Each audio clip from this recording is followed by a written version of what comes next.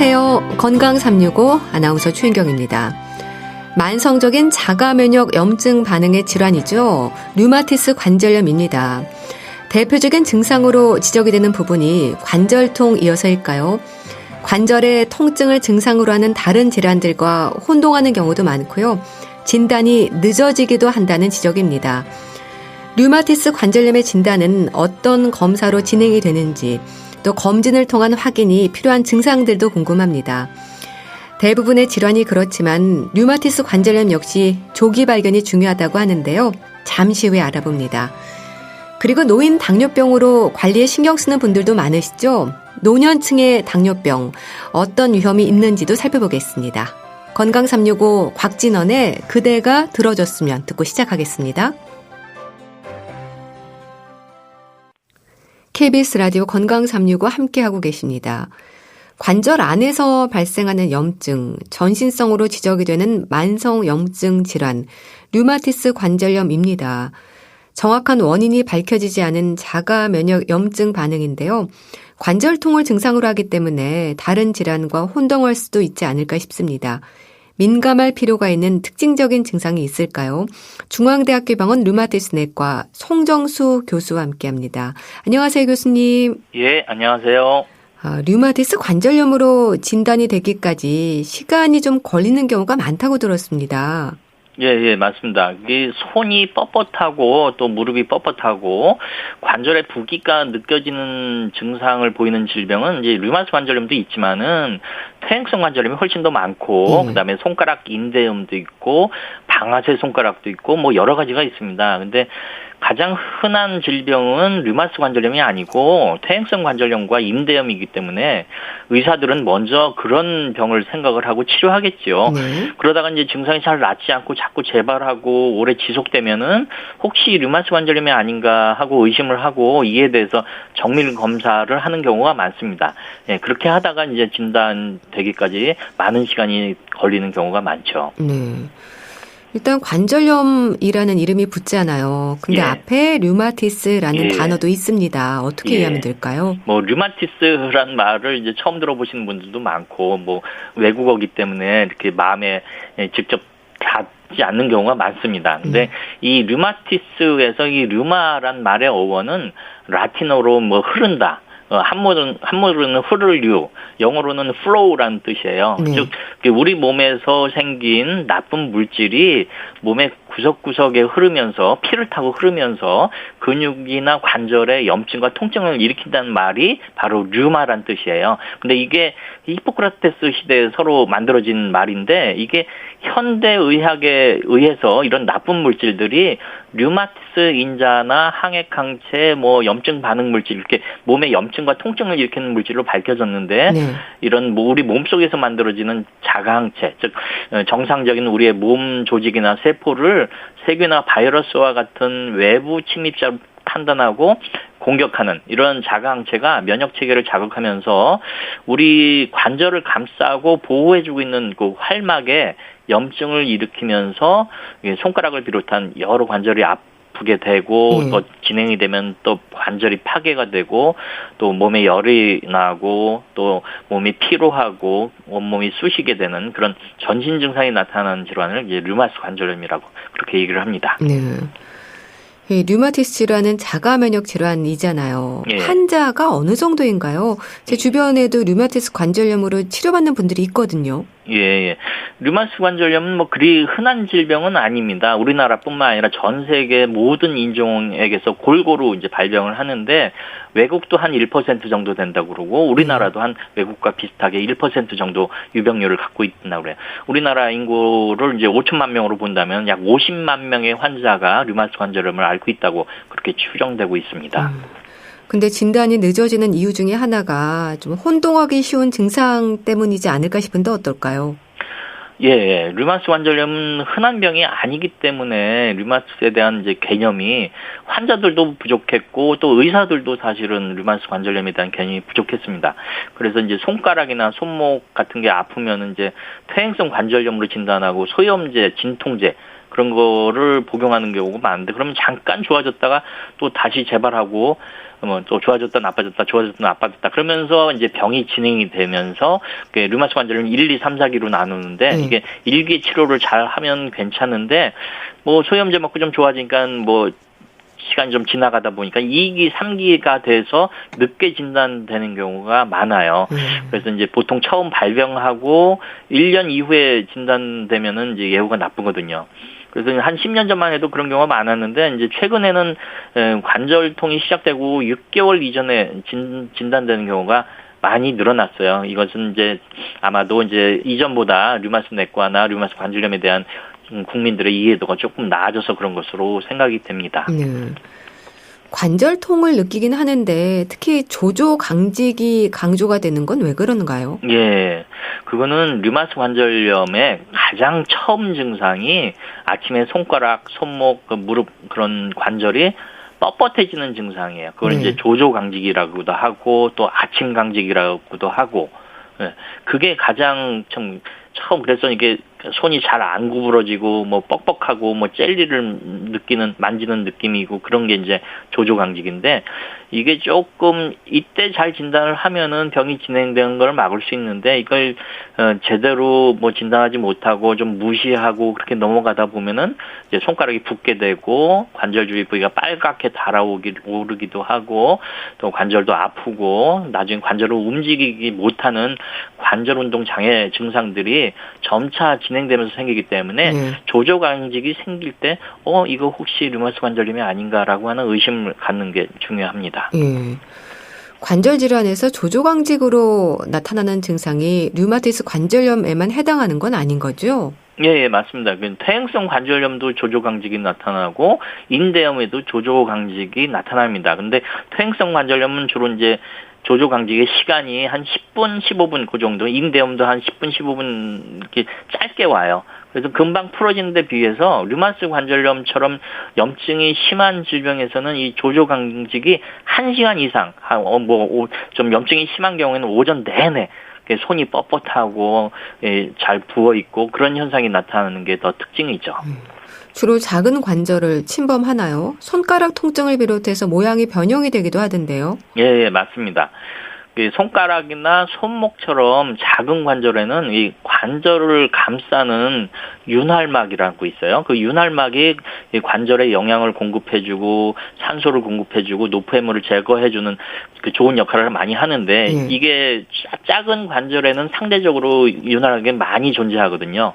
근데 이 류마티스 관절염은 이 윤활막에서부터 염증이 시작되기 때문에 손가락이나 손목을 가장 많이 침범하게 되는 겁니다. 그래서 이 작은 관절에 염증이 시작되면은 비교적 빠른 시간 내에 뼈가 파괴되면서 손가락 변형이 시작합니다.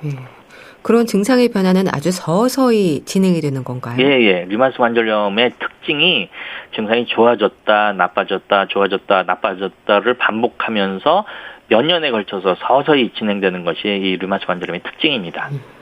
그럼 심해지면 관절이 완전히 구부러진다거나 움직일 수 없는 상황으로도 이어지나요? 예, 맞습니다.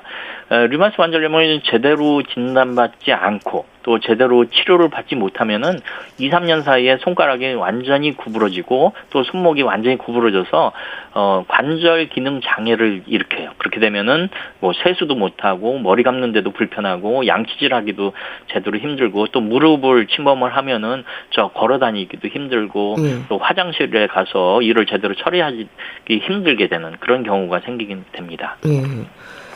또 류마티스 관절염이 허리 관절을 침범한다거나 하는 일은 없는 건가요? 방치하면 다른 장기로도 위험이 이어질 수 있다는 말도 있던데 어떨까요? 류마티스 관절염이 목을 침범하는 경우는 종종 있어요. 목이 아픈 경우가 있는데 허리를 침범하는 경우는 뭐 거의 없습니다. 근데 다만 이제 류마티스 관절염은 오래 앓으면은요 그 합병증으로 골다공증이 좀 빨리 와요. 그럼 골다공증이 빨리 오면은 허리 척추에 압박골절이라고 그게 잘 생기는데 그렇게 되면은 허리가 아프게 되죠. 그리고 류마티스 관절염은 이제 방치를 하게 되면은 관절뿐만 아니라 만성 폐질환, 폐가 딱딱해져요. 폐 섬유화가 생기고 또 혈관에도 염증이 생겨서 팔다리가 썩는 현상이 생길 수가 있고 또 동맥경화가 좀 빨리 옵니다. 그래서 심장병, 뭐 심근경색증, 뇌경색, 뇌출혈, 뭐 그런 중풍 그런 것들로 인해 갖고 류마티스 관절염을 제대로 치료하지 않으면 수명이 3년에서 7년 정도 짧아질 수 있다고 되어 있습니다. 네. 그렇다면 류마티스 관절염의 진단 기준도 또 궁금하고요. 자가 진단으로 의심할 수 있는 부분들도 있으면 좋을 것 같아요. 좀 알려주세요. 예. 류마티스 관절염의 진단은 이게 단순히 이제 피검사만으로 진단되는 건 아니고요.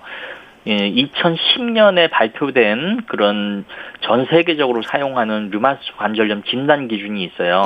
이거를 이제 전 세계 류마티스 내과 전문의들이 사용을 하는데요. 이거는 의사가 진찰을 해서 아픈 관절 수를 세요. 그러니까 손가락에 뭐 몇 개 관절이 아프다, 3개 이상 아프다, 뭐 그러면 몇 점, 3점, 4점 그렇게 하고 피 속에 염증 수치가 높다 그러면 1점. 그다음에 류마티스 인자와 항CCP 항체라고 하는 류마티스 관절염 때 특이적으로 나타나는 자강체가 양성으로 나온다. 그리고 높게 나온다 그러면 한 3점.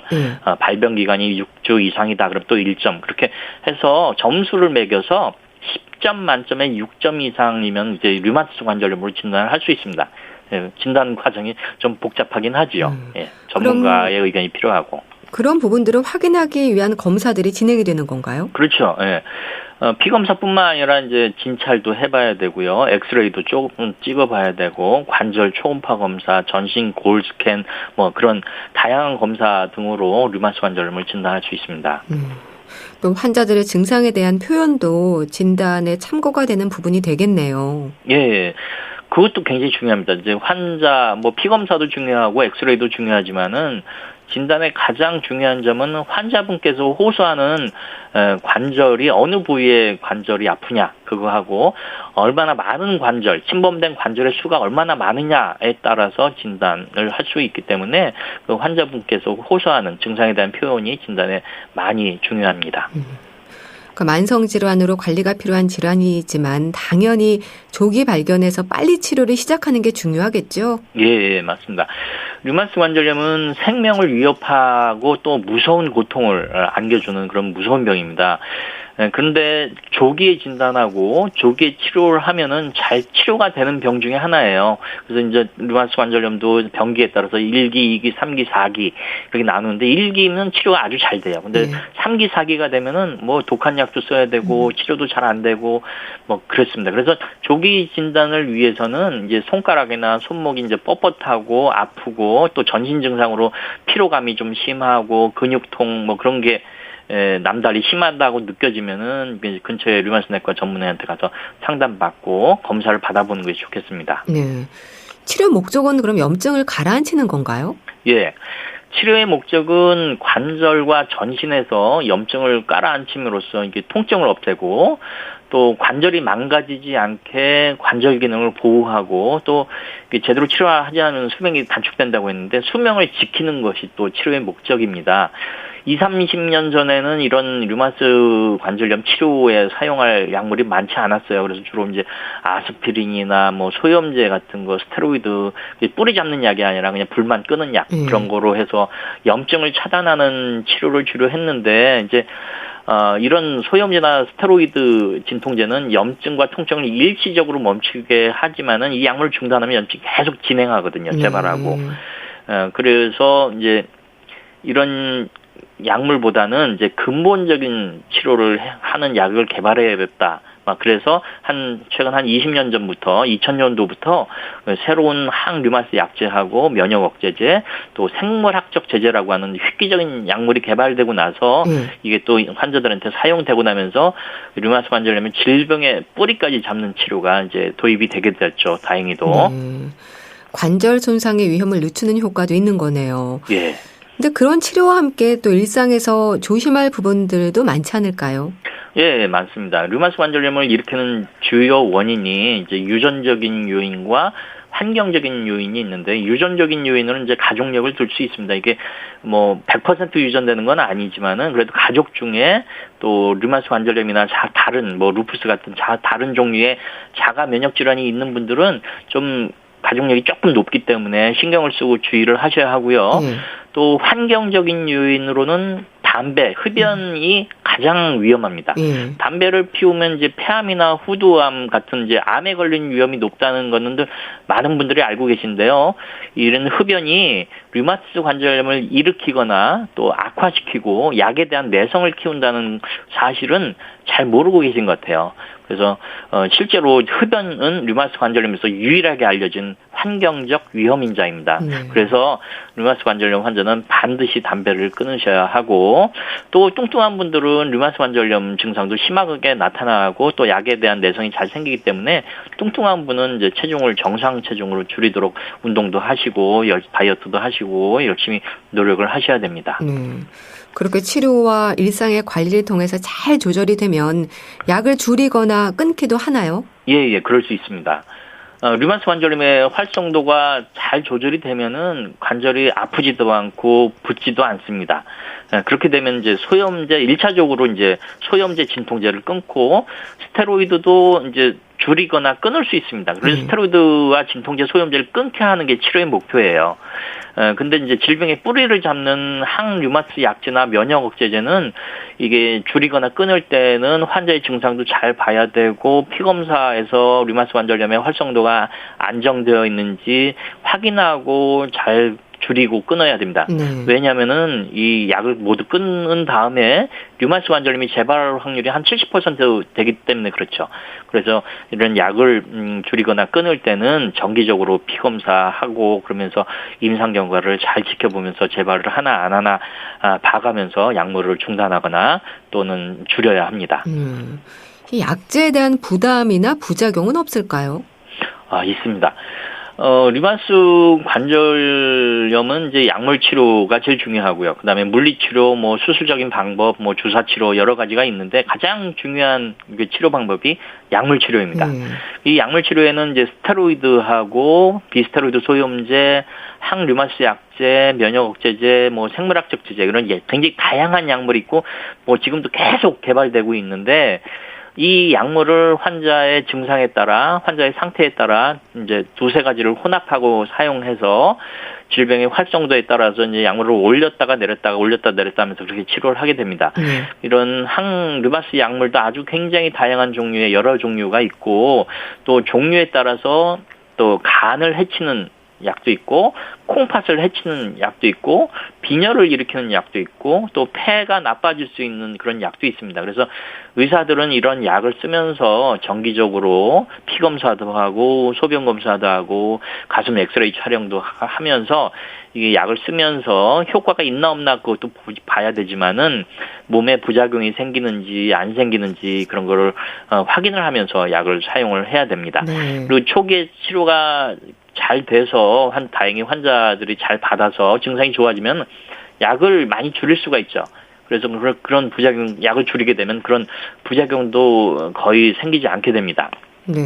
근데 이제 불행하게도 이제 관절이 아프기는 한데 병원에 갈 시간도 없고 치료 시기를 놓치게 되는 게 제일 문제예요. 빨리 치료를 해야 되는데 진단도 늦고 치료가 늦어지면 이미 관절 변형이 생겨서 뭐 병기가 이제 3기, 4기 그렇게 되면은 또 장애도 생기고 치료 시기도 놓치고 전신 합병증이 생기고 그런 분들이 종종 생깁니다. 그런 분들이 조금이라도 더 일찍 류마티스 내과 전문의를 찾아오신다면은 그런 안타까운 일들은 좀 막을 수 있을 거라고 생각을 하고 있습니다. 네. 비스테로이드성 항염제에 대한 지적도 있던데요. 예, 이 비스테로이드 항염제 뭐 흔히 얘기하면 우리 소염제라고 얘기하죠. 뭐 아스피린, 뭐 나프록센, 셀레콕신 뭐 그런 건데 이게 염증을 깔아앉히고 통증을 낫게 하는 데는 효과가 아주 좋아서 자주 사용하는데 이 약의 대표적인 부작용이 위장관계 부작용이에요. 이 소화불량, 속쓰림, 뭐 역류성 식도염 그런 거가 이제 가벼운 증상인데 좀 더 심해지면은 위출혈, 위궤양, 십이지장 궤양 뭐 그런 게 생길 수가 있어요. 그래서 이 비스테로이드 항염제를 쓸 때, 소염제를 쓸 때는 첫째 위가 안전한지 확인을 해봐야 되고 또 이게 콩팥에 독성이 있어요. 신장이 나빠질 수가 있기 때문에 이거를 쓸 때는 뭐 2개월이나 3개월마다 정기적으로 신장 기능 검사, 피 검사 그리고 소변 검사에서 그 신장 기능이 잘 유지가 되고 있는지 망가지지 않는지를 확인을 해야 되고 또 검사를 했는데 신장 기능이 떨어져 있다. 뭐 크레아틴 수치 같은 게 올라가 있고 피 속에 소변에서 단백뇨 같은 게 나온다. 그렇게 되면 이제 비스테로이드 항염제는 쓰지 말아야 됩니다. 생물학적 제재는 어떨까요? 생물학적 제재는 이제 류마티스 관절염에서 과도하게 염증을 일으키는 특정 염증 물질, 뭐 전문적으로 얘기하면 뭐 TNF 알파라든지 인터루킨 6라든지 그런 아주 특정 염증 반응 물질을 선택적으로 차단하는 거예요. 그래서 이제 아주 효과가 굉장히 뛰어납니다. 이제 옛날에 이제 주사제로 나와서 정맥 주사나 이제 피하 주사로만 사용을 했는데 최근에는 또 먹는 약이 나왔어요. 그래서 먹는 생물학적 제제가 나와서 이제 편리하게 사용이 됩니다.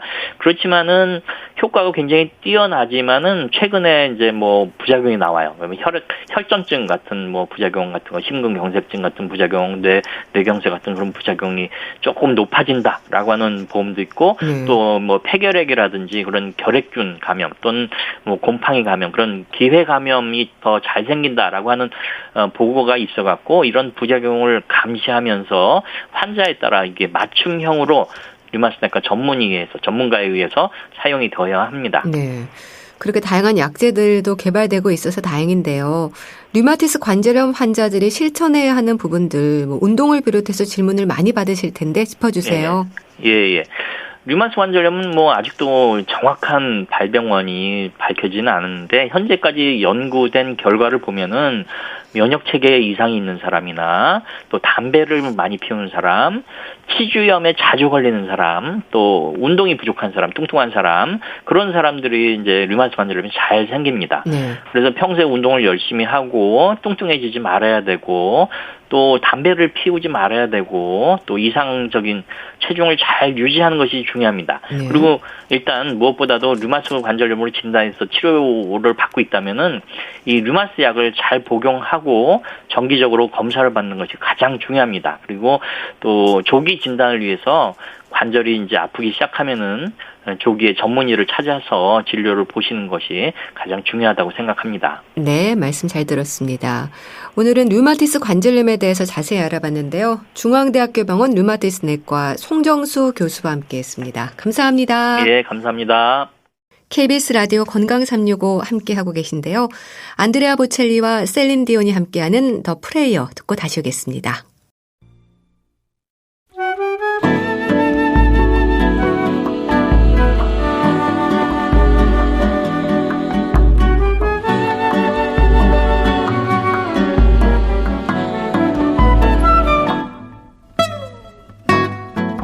건강한 하루의 시작.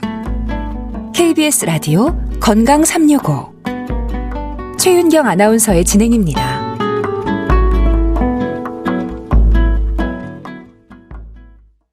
당뇨병은 흔한 질환이고요. 노인들에게는 당뇨병이 더 흔한 질환이기도 합니다. 나이 들수록 위험이 높아지는 당뇨병. 노인들에서도 당뇨병의 진단 기준은 같은 걸까요? 대한의사협회 백현욱 부회장과 함께 노인 당뇨병 문제들 알아보겠습니다. 안녕하세요. 네, 안녕하십니까. 나이 들수록 당뇨병의 위험이 높아지는 건 맞는 얘기죠? 네. 국민건강영양조사 결과 2017년 기준이었는데요.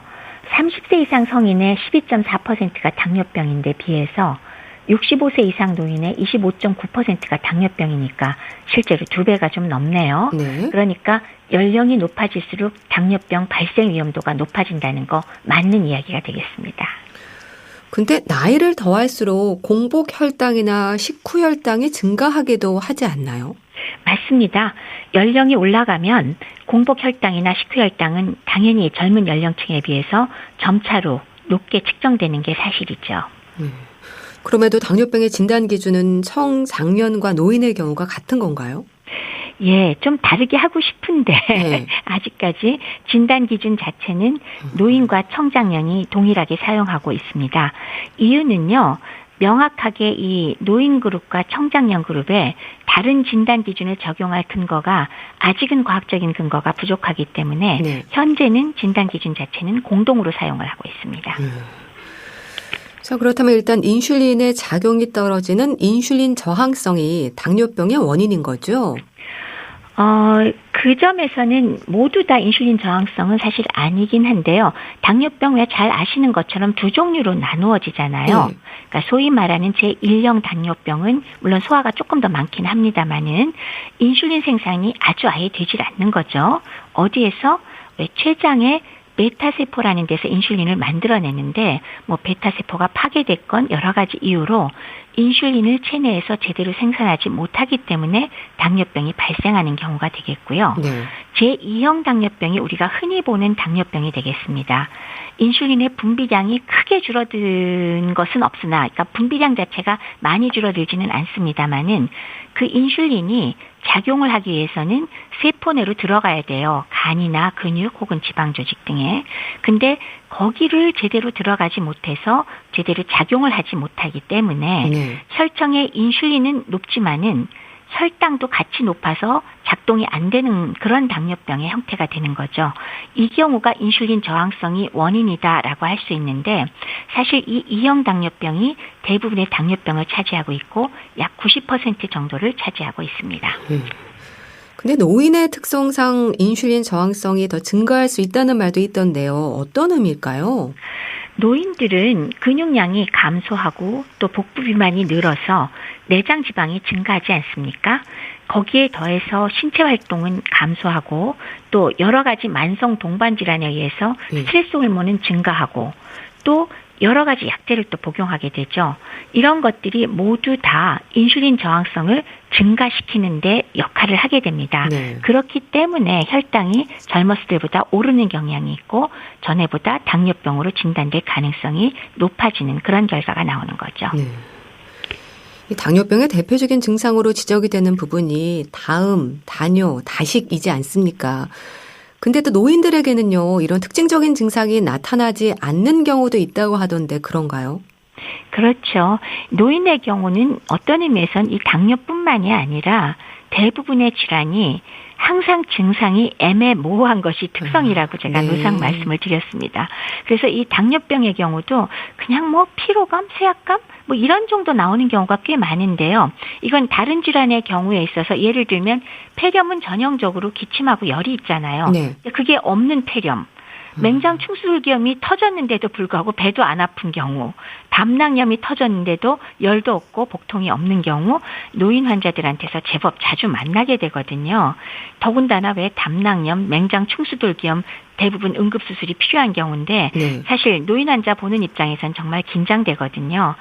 마찬가지로 노인 당뇨병도 전형적 증상은 별로 없고 그저 막연한 피로감, 지치는 거 이런 정도로 호소하는 경우가 매우 많습니다. 그러니까 노인들의 경우는 주로 증상들이 복합적으로 나오는 경우가 많은 거네요. 그렇죠. 그러니까 막연하고 뭐 여러 가지 질환이 비슷하게 그냥 피로감, 처지는 거, 갑자기 축 늘어지는 정도 이런 정도로 나오는 게 워낙 많기 때문에 검사를 받고 나서야 진단이 붙는 경우가 흔하게 되는 거죠. 노인의 경우에는 당뇨병 진단을 받을 때쯤이면 이미 당뇨병의 합병증이 진행되는 경우도 있다는 건 맞는 얘기인가요? 뚜렷한 증상이 없기 때문에 사실은 진단 당시에 이미 당뇨병의 만성 합병증, 즉 신장 기능이 떨어졌다거나 심혈관 질환, 뇌혈관 질환, 백내장, 망막 합병증, 말초신경염 등이 이미 진행되어 있는 경우가 상당히 많거든요. 그것도 역시 기존의 증상이 워낙 애매모호하기 때문에 안에서 진행되는 경우가 영향을 미치는 것 같습니다. 그래서 노인 당뇨병 환자들에 대한 이해가 좀 필요하겠다 싶은데요. 젊었을 때부터 오랜 시간 유병 기간을 가진 경우도 있지 않을까 싶습니다. 그렇죠. 사실은 뭐 이미 이제 일찍이 청장년기에 진단을 받고 아주 오랫동안 앓고 계신 경우도 있긴 있습니다. 그러니까 유병 기간이 매우 긴 경우도 있고 또 일부는 노인이 돼서야 비로소 새롭게 진단받는 경우도 물론 있고요. 근데 일찍 진단받은 환자들 중에서 젊었을 때부터 잘 관리하고 있는 분도 계시지만 방치해서 이미 합병증으로 일상생활 능력이 떨어져서 독립적 생활이 불가하니까 벌써 요양병원이나 요양원 등 시설에서 생활하는 경우도 많으니까요. 정말 노인 당뇨병에 관한 한은 다양하다고라고 밖에 말씀드릴 수가 없네요. 그러니까 젊었을 때는 당뇨병이 없다가 노인이 돼서 진단받는 경우도 많은가요? 그럼요. 저는 그런 경우가 그렇게 많을까 싶었는데 네. 만나 뵙게 되면 그런 분들이 꽤 있는데, 이제 과거에는 검사를 아예 안 해서 놓치는 경우도 있지 않았을까 생각을 하지만, 최근에 우리나라는 왜 국가 검진 시스템이 굉장히 잘 되어 있잖아요. 네. 그래서 검사 받으라고 나오는 통지에 의해서만 검사를 제때 시행하기만 한다면 사실 당뇨병은 잘 찾아내는 편이거든요. 네. 그런데도 불구하고 60대, 70대, 80대에 처음 당뇨병으로 진단받는 경우도 제법 있기는 합니다. 네. 그러니까 노인 당뇨병 환자들은 뭐 당뇨병과 연관된 질환들이라든지 다른 노인성 질환들의 위험도 있어서 젊은 사람들과 비교할 때 여러 가지 기능 장애도 올 수 있다는 걸 생각해야 되겠네요. 그렇죠.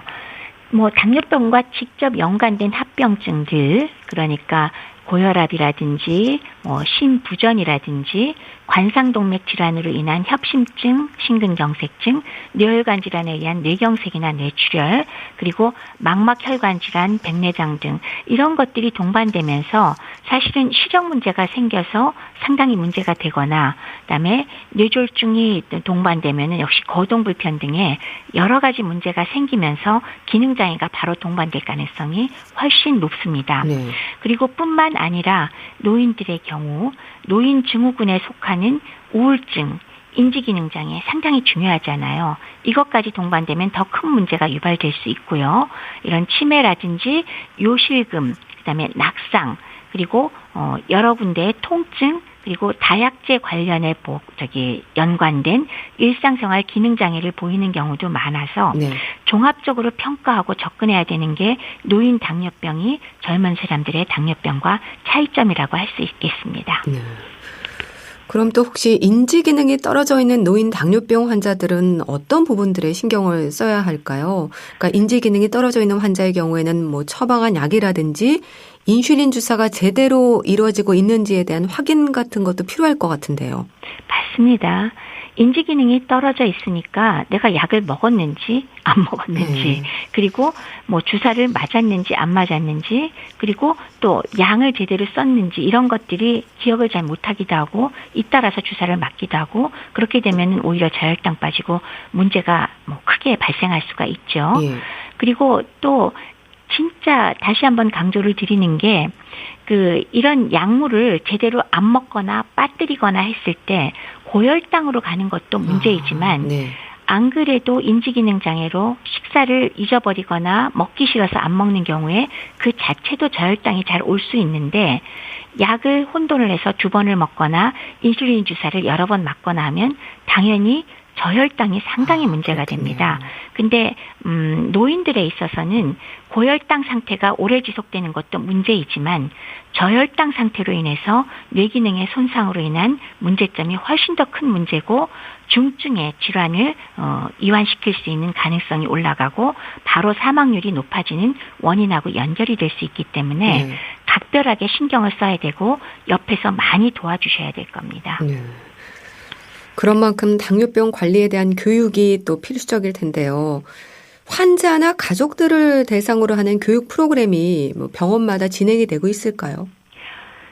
최근에는 대부분의 병의원에서 당뇨교실을 운영하는 곳이 상당히 많지요. 그래서 그곳에서 당뇨병을 관리하는 기본 식단 관리라든지 저혈당 증상과 관리 방법이라든지 다양한 합병증 관리, 그리고 약물 복용 방법, 인슐린 주사법 등을 이제 열심히 교육을 하고 있습니다.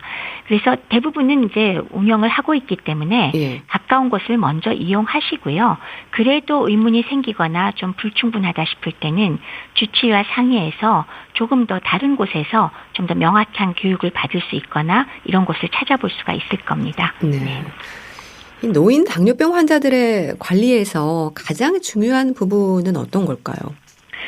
노인 당뇨병 환자의 치료 목표는 물론 젊은 사람과 마찬가지로 어느 정도 당을 정상에 가깝게 유지하는 것이 중요하기는 합니다. 네. 그렇지만 노인의 경우 강조해 드릴 것은 오히려 너무 열심히 치료를 해서 혈당을 팍팍 낮췄다가 오히려 다시 올라가고 오르락내리락 이렇게 혈당 수치가 크게 변동을 하는 것이 오히려 바람직하지 않고요.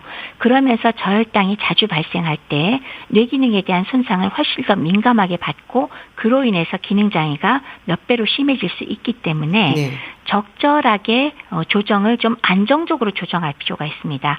너무나 낮은 데다 목표를 삼지 않는 것, 그것이 일단 치료 목표의 첫 번째가 되겠고요. 두 번째는 이거는 모든 당뇨병 환자의 공통이지만 당뇨병으로 인한 합병증을 가급적이면 나오지 않도록 예방하거나 지연시키고 생겼을 경우에 가급적이면 기능을 유지할수록 도와드리는 방법을 강구를 해야 될 것이고 네. 세 번째는 노인의 전반적인 노인 증후군과 동반될 가능성이 크기 때문에 노인 환자의 전신적인 건강 상태와 독립적인 생활을 유지하는 데 신경을 써서 그런 환경을 만들어드리고 조정을 해드리는 것, 이 세 가지가 정말 중요한 사안입니다. 노인 당뇨병 환자들에게는 약물 치료에 있어서도 저혈당의 위험이 적은 약제를 사용하는 게 좋다고 하던데 이건 어떤 의미일까요? 노인이기 때문에 젊은 사람보다 당연히 신장이나 간 기능도 저하되어 있지 않겠습니까? 그렇죠. 게다가 당뇨병의 합병증으로 신장 기능은 저하될 가능성이 더욱 커요. 그런데다가 또 노인이기 때문에 더 쉽게 입맛이 떨어지고 우울증 등이 동반돼서 식사를 불규칙하게 안 먹거나 어느 날 갑자기 먹었거나 이런 경우도 많죠. 네. 그런데다가 만성질환을 대부분 갖고 있으니까 이로 인해서 약제, 다약제를 사용하는 경우도 매우 많죠. 결론은 장기적인 기능 저하가 동반되고 그다음에 또 불규칙한 식사가 더해지면서 저혈당이 발생되기가 매우 쉽다는 겁니다.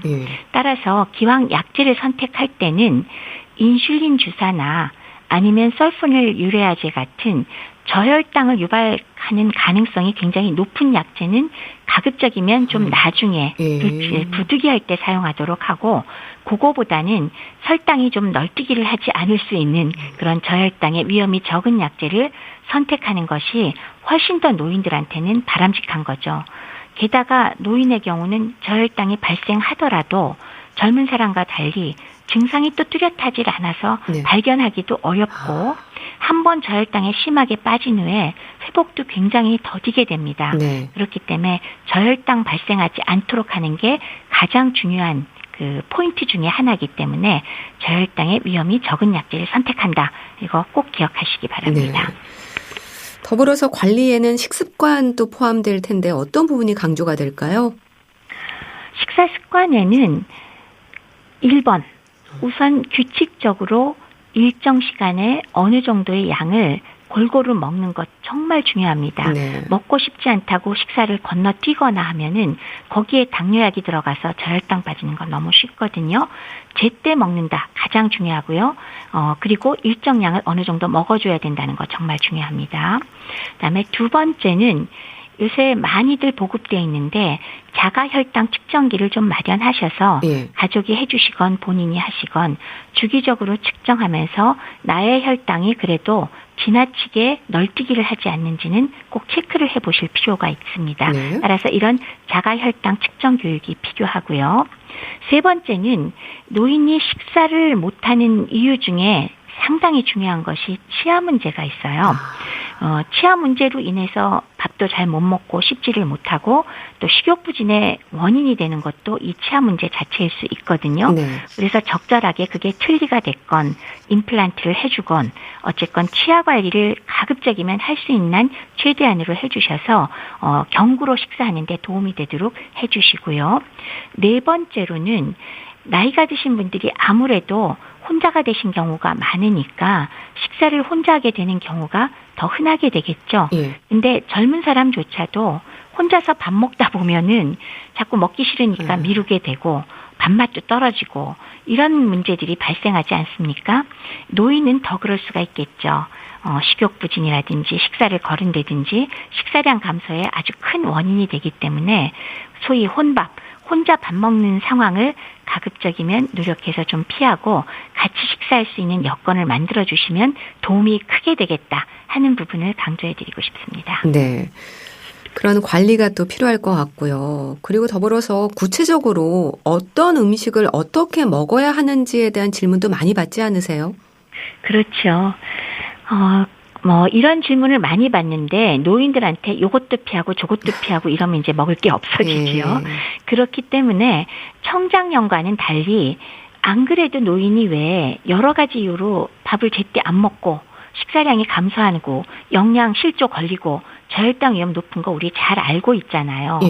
특히나 노인 증후군이 동반된 노인의 경우 요것도 먹으면 안 되고 저것도 먹으면 안 된다는 말씀 드리면 이거는 완전히 세상에 먹을 게 없어져 버리잖아요. 그래서 저는 답변을 이렇게 드립니다. 드시고 싶은 대로 골고루 다만 규칙적으로 드시라. 근데 딱 피할 거 한 가지만 피해달라고 말씀을 드려요. 정제된 당. 그러니까 설탕이라든지 달콤한 빵이라든지 과자, 초콜릿, 사탕 이런 것들 있죠. 그것만은 웬만하면 피하시고 나머지는 골고루 그리고 무엇이든지 원하시면 다 드리라. 일단은 드시는 게 중요하다라고 말씀을 드리죠. 심지어는 정말 못 먹는 분한테는 사실 달콤한 것도 드릴 때가 있기는 합니다만은 요거 한 가지만 피하시라 그러고요. 만약에 조금 더 절제가 가능해지면 그때는 너무 짜지 않게 드시는 것을 저는 권해드립니다. 그래서 너무나 제한을 많이 하지 마시고 이렇게 제한을 하다 보면 오히려 저혈당 빠지기 쉽고 영양불량 상태 빠지기 쉬우니까 제한사항은 가급적 줄이는 것이 바람직하다는 생각에 단 것만 피하시라는 거 한 가지만 말씀을 드립니다. 네. 그리고 더불어서 혈당 강화제를 사용하는 환자들에게는 음주가 위험할 수 있다고 하던데요. 이거는 저혈당을 우려하는 건가요? 알코올 자체가 열량으로 인해서 일시적으로는 고혈당이 발생할 수 있지만 그 다음에 몇 시간 지나고 나면은 알코올을 간에서 분해하기 위해서 혈청으로 포도당을 만들어서 못 내보내기 때문에 또 반대로 저혈당에 빠지기 쉬워지거든요. 근데 여기다가 혈당 강화제를 사용하는 분들의 경우 술까지 마셔놓으면 양쪽으로 작용을 하니까 저혈당 가능성이 굉장히 올라가겠죠. 그렇기 때문에 위험하니까 원칙상 음주는 하지 않으시는 게 좋습니다. 운동은 어떻게 이어가야 할까요? 당뇨병 환자의 경우 운동은 사실 필수인데 이 운동을 제대로 식사를 안 한 상태에서 혹은 혈당 강화제를 드신 상태에서 과하게 하시면 그거 자체가 또 심한 저혈당을 유발할 수가 있으니까 상당히 조심을 하셔야겠죠. 그래서 일반적인 운동의 경우는 유산소 운동과 근력 운동을 적절하게 하라. 평소 지침과 그렇게 다르지 않습니다만은 저혈당 부분을 항상 염두에 두셔서 너무나 과하게 장시간 운동 피한다. 그다음에 굶고서 운동하러 나가지 않는다. 그다음에 혈당 강화제에 잡수는 시간을 잘 조정해서 한다라는 것을 염두에 두셔야 되겠습니다. 네. 이 노인 당뇨병 환자들에게 늘 강조하는 말씀도 있을 텐데요. 짚어주세요. 네.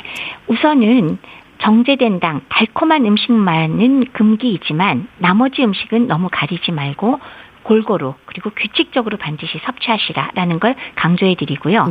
그다음에 신체 활동, 즉 운동도 반드시 일정량을 규칙적으로 한다라는 거 두 번째고요. 세 번째는 혈당 조절의 목표를 너무 엄격하게 하지 말 것. 그래서 정상인과 똑같이 100을 목표로 삼는 것은 자칫하면 저혈당에 빠질 수가 있으니까 염두에 두시고요. 그다음에 술만은 좀 피하셨으면 좋겠다. 이렇게 4가지 정도를 강조해서 말씀을 드립니다. 네, 말씀 잘 들었습니다. 자, 오늘은 노인 당뇨병의 문제들 짚어봤는데요. 대한의사협회 백현옥 부회장과 함께했습니다. 감사합니다. 네, 감사합니다. 박정현의 편지할게요. 보내드리면서 인사드릴게요. 건강365 아나운서 최인경이었습니다. 고맙습니다.